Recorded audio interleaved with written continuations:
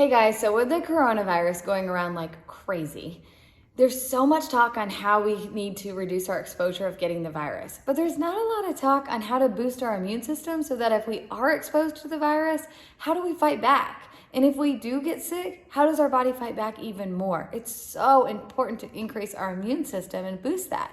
And as a dietitian for the past 14 years, this is my passion. This is my baby. I'm a firm believer on how we can help our bodies be the best that we can do and fight back, and especially how our brain and our gut are connected.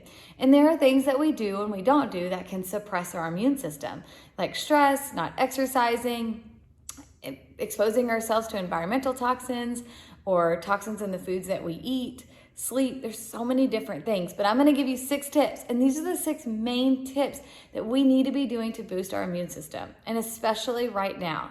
And every day the stats are going to be more alarming of how many people are infected with the virus, but also know that that is because there are more people being tested. So the main thing is we need to be more, not so much alarmed, I think more alert, but actually taking care of our bodies. And so the first thing would be stress. When we are stressed, our body actually produces hormones, cortisol being the main one, and that will suppress our immune system. And so I think a lot of times we hear, oh yeah, I need to reduce my stress, but we don't know how, we don't know what to do. We always think it's a really big thing. And one of the ways though is just breathing from our belly. And I've always heard that. I never understood what that meant or how important that is. But there's a vagus nerve that goes from our stomach around our GI tract all the way up through our lungs and into our jawline.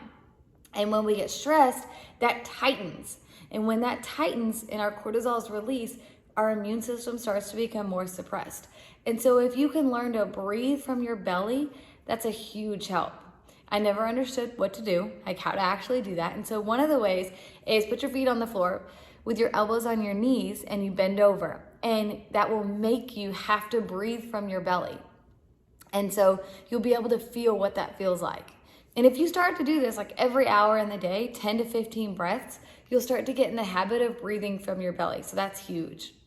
Exercise will be my next tip. And with exercise, I think with stress also, when we exercise, it reduces stress. But I think with exercise, we so often think, I don't have time to exercise, right? But we forget that it could just be 20 minutes. Like walking, it could be for a jog, it could be in the middle of the day. But exercise is one of the best ways to boost our immune system. So, but make sure you're not exercising too much, because when we exercise too much, like hardcore, maybe it's 5, 6, 7 days a week, well, then we can actually stress our body. So really be careful of that. The next one is sleep.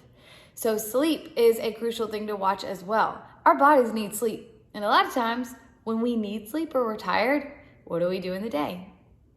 We usually go to caffeinated drinks, a lot of coffee, or maybe it's the energy drinks, when our body's actually needing sleep. Because when we sleep, our body's actually building up its immune system. So if we're not sleeping, that's going to suppress it as well. So really watch that and pay attention to your body. The next one would be toxins, or next one would be inflammatory foods. So inflammatory foods, when we eat inflammatory foods, and those are things like processed meats, any processed foods, sugar, vegetable oils like canola oil or vegetable oil, and alcohol, those things cause an inflammatory response in our gut. So think of it this way. Why does inflammation matter? Well, one, it suppresses the immune system, but what does that look like? Well, let's say that you get a paper cut on your finger. I have a cut right now. It's not a paper cut, but it's a cut. But let's say we get a paper cut, and what happens to the paper cut? It's so tiny, yet it hurts so bad, right? It puffs up, it gets red, and it's terrible. Like, we're like, what the heck is wrong with me? Well, that's what happens into our GI tract, into our gut when that happens. And so not a good thing, but it is going to suppress our immune system. So really be careful of that. Another one would be consume immune boosting vegetables. So, or vitamins. That's a great thing. And vitamins, I should say.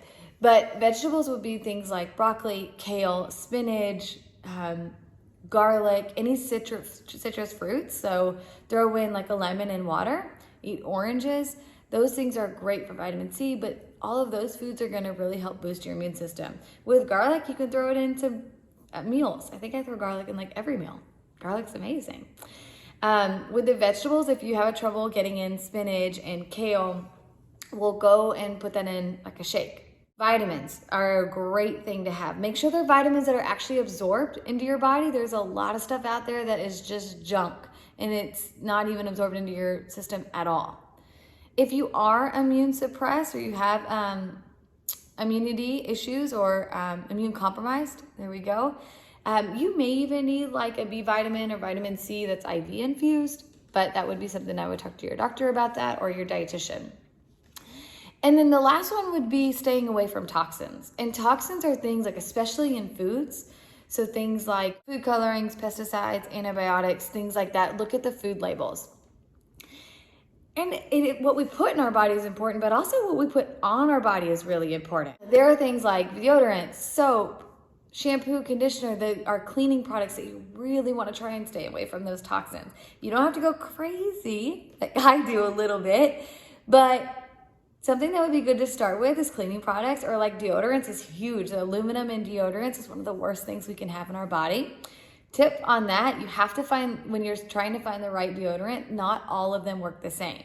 So like I tried Tom's, I tried Arm & Hammer, they just didn't work. I had to try a few to get the one that really works for me. And sometimes it takes a couple of weeks for your body to get out all the junk for it to start working. So you might have to tell the people around you, sorry. That didn't happen with me, at least that I know of. I was able to switch pretty easily. If I could give you one tip as far as decreasing your risk of exposure of toxins with food, is go with the organic foods.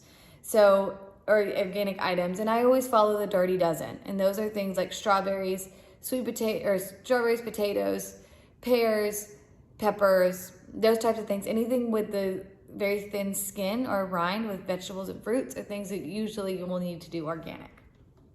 So I hope that helps. It is so crucial to boost our immune system, especially during this time. So stay corona-free, stay healthy, stay clean. If you have any questions, reach out to me. It's what I do. I help you get your hormones balanced all through the right foods, because inflammation in our body is the reason why we don't feel good. We have hot flashes, we have night sweats, we have acid reflux. We cannot lose weight if our hormones are out of balance and we've got inflammation built up. But we can do that naturally. So take care, guys. Thanks for watching.